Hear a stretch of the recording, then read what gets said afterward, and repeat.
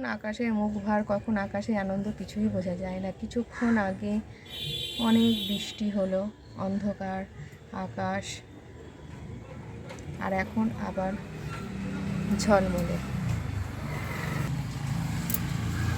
বৃষ্টিতে এগুলো সব ভিজে গেছে। এখন ছাদের কি পরিস্থিতি সেটা এখন দেখা। ছাদে চলে যাচ্ছি, চলে এসেছি ছাদে। ছাদে এসে সব তো এরকম অবস্থা। তো বৃষ্টি হওয়াতে একটা সুবিধা হয়েছে, যেটা গাছে জল আমাকে আজকে আর দিতে হবে না। তো চলো তোমাদের একটা দারুণ জিনিস দেখাই, যেটা হলো নতুন অতিথি ছাদ বাগানে। সেই ছাদ বাগানের নতুন অতিথির সঙ্গে পরিচয় করায়।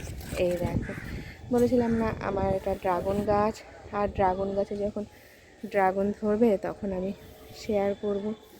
তো এই যে কত ড্রাগন ধরেছে, এই যে ড্রাগনের ফুল, এদিকে গাছের ডালগুলো কিন্তু নিচের দিকে নেমে চলে এসছে, কিছু কিছু ডাল আবার বাইরের দিকে বেরিয়ে চলে গেছে। এদিকেও কিছু ড্রাগন ধরেছে, সেগুলো দেখো।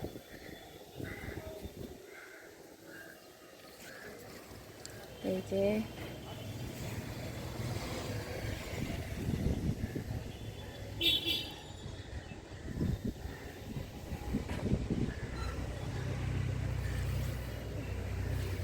আর এই যে পেয়ারা গাছে পেয়ারা ফুল থেকে পেয়ারাগুলো বেরিয়েছে, পেয়ারাগুলো একটু একটু বড় হয়েছে।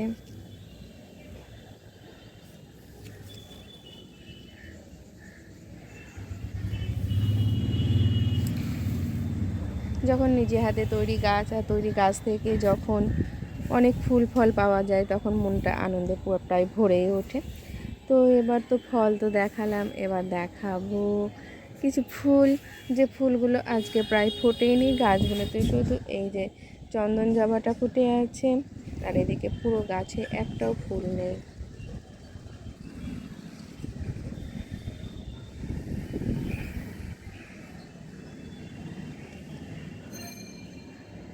এই করবী গাছটাতেও তাই, সেম, একটাও ফুল নেই। অ্যাডেনিয়াম গাছে কুড়ি এসছে, এই ফুলগুলো দেখতে খুব সুন্দর হয়। আর এই যে লঙ্কা গাছ, যেটার কথা না বললেই নয়। আর এই যে এই ড্রাগন গাছের চারা থেকে আমি আর একটা চারা তৈরি করেছিলাম, সেই চারাটা এখন দেখাই। চারাটা আমি তৈরি করেছিলাম, তো এই গাছটা থেকেও আমি খুব তাড়াতাড়ি ফল পাবো লাগিয়েছিলাম। সেই গাছগুলো বেরিয়েছে, পাতা আবারও বেরিয়ে গেছে এখানে। আর এই গাছটা তো প্রায় বড় হয়ে গেছে। আর কাঁকরোল গাছগুলো এরকম নেতিয়ে গেছে, তা আবার বৃষ্টির জল পেয়ে একটু সজাগ হয়েছে।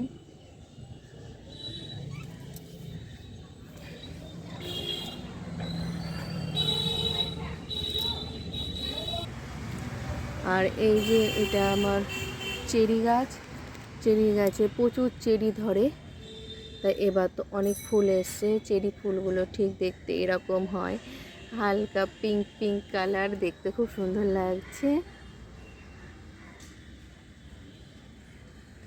তো এই গাছ থেকে চেরি ধরলে অবশ্যই এই চেরির ভিডিওগুলো অবশ্যই শেয়ার করব।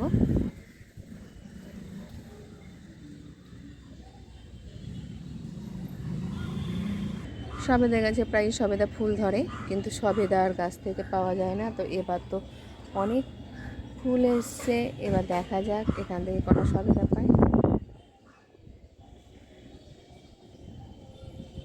এটা সবেদা গাছ।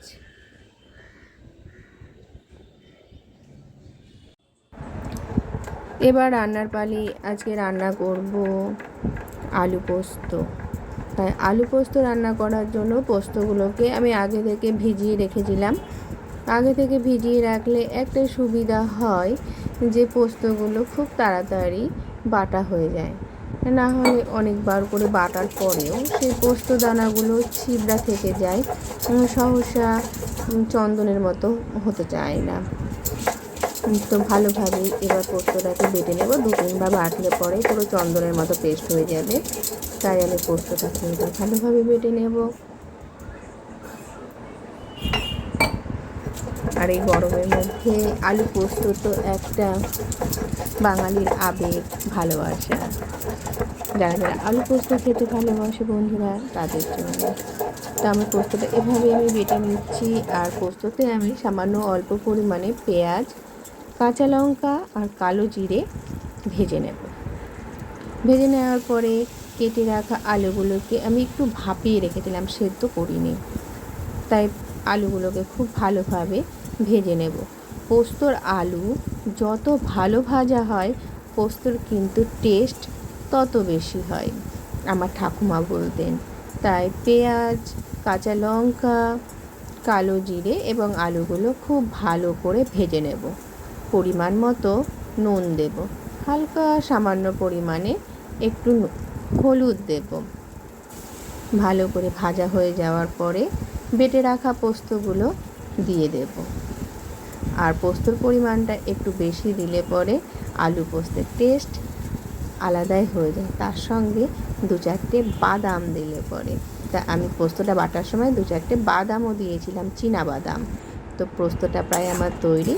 নামানোর আগে আমি একটা টমেটো কেটে দিয়ে দিলাম। আলু পোস্ত তৈরি।